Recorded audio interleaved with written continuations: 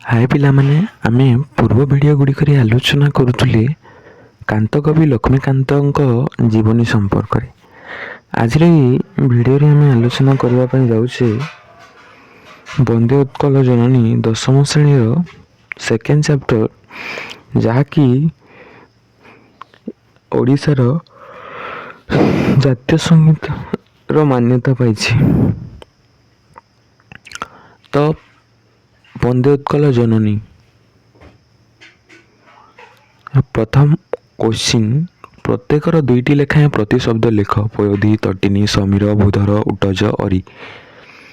ପୟୋଧି, ପୟୋଧିର ହେଲା ସମୁଦ୍ର ଏବଂ ସାଗର। ସେପରି ସମୀରର ପ୍ରତିଶବ୍ଦ ହେଲା ବାୟୁ, ପବନ, ସମୀରଣ।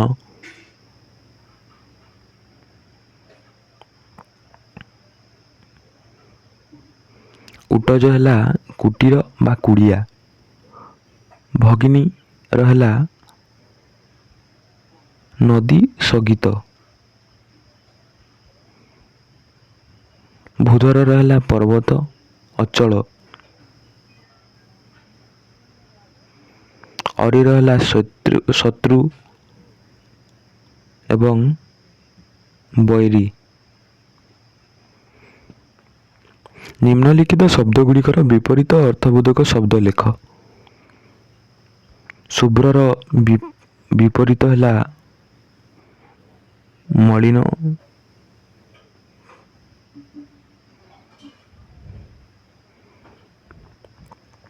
ଘନର ହେଲା ତରଳ, ପବିତ୍ରର ଅପବିତ୍ର।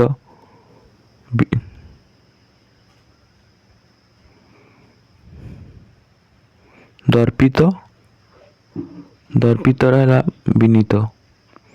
ନିମ୍ନଲିଖିତ ଶବ୍ଦମାନଙ୍କୁ ନେଇ ସାର୍ଥକ ବାକ୍ୟ ରଚନା କର। ବୈଧତ, ସୁଶୋଭିତ, ରାଜିତ, କଳକଳ, ଜ୍ଞାନ ବିଜ୍ଞାନ ଏବଂ ଉଟଜକୁ ନେଇ ବାକ୍ୟ ଗଢ଼ ବୋଲି କୁହାଯାଇଛି। ବୈଧତ ହେଲା ଜ୍ୟୋତ୍ସ୍ନା ବୈଧତ ରାତ୍ରି ଭାବୁକକୁ ବିମୋହିତ କରେ। ସୁଶୋଭିତ, ରାମଚନ୍ଦ୍ରଙ୍କର ସୁଶୋଭିତ ରୂପ ଦେଖି ମୁନିମାନେ ବିମୋହିତ ହୋଇଥିଲେ। ରାଜିତ, ଆଶ୍ରମରେ ପୁଷ୍ପରାଜିତ ଦୃଶ୍ୟ ଚିତ୍ତହରଣ କରେ। କଳକଳ, ଚିଲିକାରେ ପକ୍ଷୀମାନଙ୍କର କଳକଳ ଶବ୍ଦ ଶୁଣାଯାଏ। ଜ୍ଞାନ ବିଜ୍ଞାନ, ବର୍ତ୍ତମାନ ଓଡ଼ିଶାର ଜ୍ଞାନ ବିଜ୍ଞାନର ଯଥେଷ୍ଟ ଆଗେଇ ଗଲାଣି ଜ୍ଞାନ ବିଜ୍ଞାନରେ। ଉଟଜ, ଘନ ଅରଣ୍ୟରେ ମୁନିମାନେ ଉଟଜ ତିଆରି କରି ରହୁଥିଲେ। 4 ନମ୍ବର ପ୍ରଶ୍ନାବଳୀ, କଳକଳ ଭଳି ଆଉ 5 ଗୋଟି ଧନାତ୍ମକ ଶବ୍ଦ ଲେଖ। ଧନାତ୍ମକ ଶବ୍ଦ କହିଲେ ଗୋଟେ ସାଉଣ୍ଡ ଆସୁଥିବ। ଧନାତ୍ମକ ଯୁଗ୍ମ ଶବ୍ଦ ଗୁଡ଼ିକ ହେଲା ଧଡ଼ ଧଡ଼, ଫଡ଼ ଫଡ଼, ଘଡ଼ ଘଡ଼, ମଡ଼ ମଡ଼, ଖର ଖର ଏବଂ ଝର ଝର ପରି ଶବ୍ଦ ଗୁଡ଼ିକ। ପଠିତ କବିତା ଅବଲମ୍ବନରେ ଶୂନ୍ୟସ୍ଥାନ ପୂରଣ କର। ପୂତ ପୟୋଧି ବିଧୌତ ଶରୀରା, ଶୁଭ୍ର ତଟିନୀ କୂଳ ଶିଖର ସମୀରା, ନୀଳଭୂଧର ମାଳା ସାଜେ ତରଙ୍ଗେ, ସୁନ୍ଦର ଶାଳୀ ସୁଶୋଭିତା କ୍ଷେତ୍ରେ। ଯୋଗୀ ଋଷିଗଣ ଉଟଜ ପବିତ୍ରା, ଅର୍ଥଗତ ପାର୍ଥକ୍ୟ ଦର୍ଶାଅ। ତାଳ ତମାଳ ସୁଶୋଭିତ ତୀରା, ଶୁଭ୍ର ତଟିନୀ କୂଳ ଶିଖର ସମୀରା, କଳକଳ ମୁଖରିତ ଚାରୁ ବିହଙ୍ଗ। ଜ୍ଞାନ ବିଜ୍ଞାନ ପ୍ରଦର୍ଶିତ ନେତ୍ରା, ସୁନ୍ଦର ମଣ୍ଡିତ ଦେଶା। ଅର୍ଥଗତ ପାର୍ଥକ୍ୟ, ସୁର ଏବଂ ସୁର ମଧ୍ୟରେ। ଗୋଟିଏ ସୁର ହେଲା ଦେବତା ଦନ୍ତ ସ ଏବଂ ତାଳବ୍ୟ ସର ସୁର ହେଲା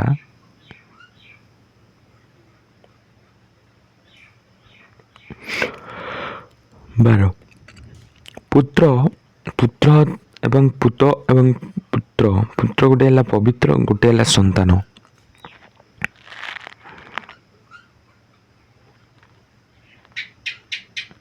ଶାଳୀ ବେଲେ ଧାନ ଏବଂ ଶାଳୀ ହେଲା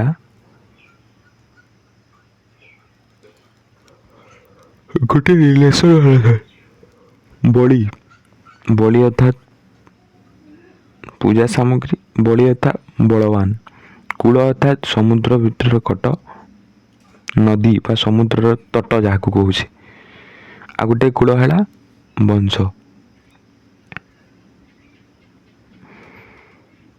କ୍ଷୁଦ୍ର ଉତ୍ତରମୂଳକ ପ୍ରଶ୍ନୋତ୍ତର। ଚାରୁହାସମୟୀ ଚାରୁଭାଷମୟୀ ବୋଲି କାହାକୁ କୁହାଯାଇଛି? ଉତ୍କଳ ଜନନୀଙ୍କୁ ଚାରୁଭାଷମୟୀ ବୋଲି କୁହାଯାଇଛି। ଚାରୁଭାଷମୟୀ କହିବା ଦ୍ୱାରା ଉତ୍କଳର ଗୌରବମୟ ଅବସ୍ଥାକୁ ସୂଚାଇ ଦିଆଯାଏ। କାରଣ ସନ୍ତାନମାନଙ୍କର ଗୌରବରେ ଜନନୀ ମୁଖରେ ମଧୁର ହସ ଖେଳିଥାଏ। ପୁନଶ୍ଚ ଓଡ଼ିଆ ଭାଷାର ମହତ୍ତା ଏବଂ ମଧୁରତା ହେତୁ ଉତ୍କଳର ଜନନୀକୁ ଚାରୁଭାଷମୟୀ ବୋଲି କୁହାଯାଇଛି। ଉତ୍କଳର ଜନନୀକୁ କିଏ ଧୋଇ ଦେଉଛି? ପୂତ ମୟୋଧି ଉତ୍କଳ ଜନନୀକୁ ଧୋଇ ଦେଉଛି। ସମୁଦ୍ରର କୂଳର କେଉଁ ବୃକ୍ଷ ଦ୍ୱାରା ସୁଶୋଭିତ? ସମୁଦ୍ରକୂଳ ତାଳତମାଳ ବୃକ୍ଷରାଜି ଦ୍ୱାରା ସୁଶୋଭିତ। ଉତ୍କଳ ଆକାଶର କାହାର କଳରବରେ ମୁଖରିତ? ଉତ୍କଳ ଆକାଶର ସୁନ୍ଦର ସ୍ୱନ ଦ୍ୱାରା ବିହଙ୍ଗ ପକ୍ଷୀମାନଙ୍କ ଦ୍ୱାରା କଳରବରେ ମୁଖରିତ ବୋଲି କୁହାଯାଇଛି। ପର୍ବତମାଳା ଗୁଡ଼ିକ ଉତ୍କଳ ଜନନୀଙ୍କ ଦେହରେ କିଭଳି ଭାବରେ ଶୋଭା ପାଇଛି? ପର୍ବତମାଳା ଗୁଡ଼ିକର ଉତ୍କଳ ଜନନୀଙ୍କ ଦେହରେ ତରଙ୍ଗକାର ସଜ୍ଜିତ ହୋଇ ହେଲା ଭଳି ଶୋଭା ପାଉଛି। କେଉଁମାନଙ୍କ କୁଟୀର ଦ୍ୱାରା ଉତ୍କଳ ପବିତ୍ର ହୋଇଛି? ଯୋଗୀ ଋଷିମାନଙ୍କ ଦ୍ୱାରା ଉତ୍କଳ କୁଟୀର ପବିତ୍ର ହୋଇଛି। ଶ୍ରେଷ୍ଠ କବିମାନେ କାହାର କୀର୍ତ୍ତି ବନ୍ଦନା କରନ୍ତି? ଶ୍ରେଷ୍ଠ କବିମାନେ ଜନନୀର କୀର୍ତ୍ତି ବର୍ଣ୍ଣନା କରନ୍ତି। ଫଳରେ ଉତ୍କଳ ଜନନୀର କୀର୍ତ୍ତି ସାରା ପୃଥିବୀରେ ଖ୍ୟାତ ଲାଭ କରିବ। ପରବର୍ତ୍ତୀ ସମୟରେ ଆମେ କ'ଣ କରିବା ନା ଲଙ୍ଗ୍ କ୍ୱେଶ୍ଚିନ୍ ଗୁଡ଼ିକ ଆଲୋଚନା କରିବା। ପୁଣି ଏକ ନୂଆ ଭିଡ଼ିଓରେ ଦେଖା ହେବା। ରହିଲି।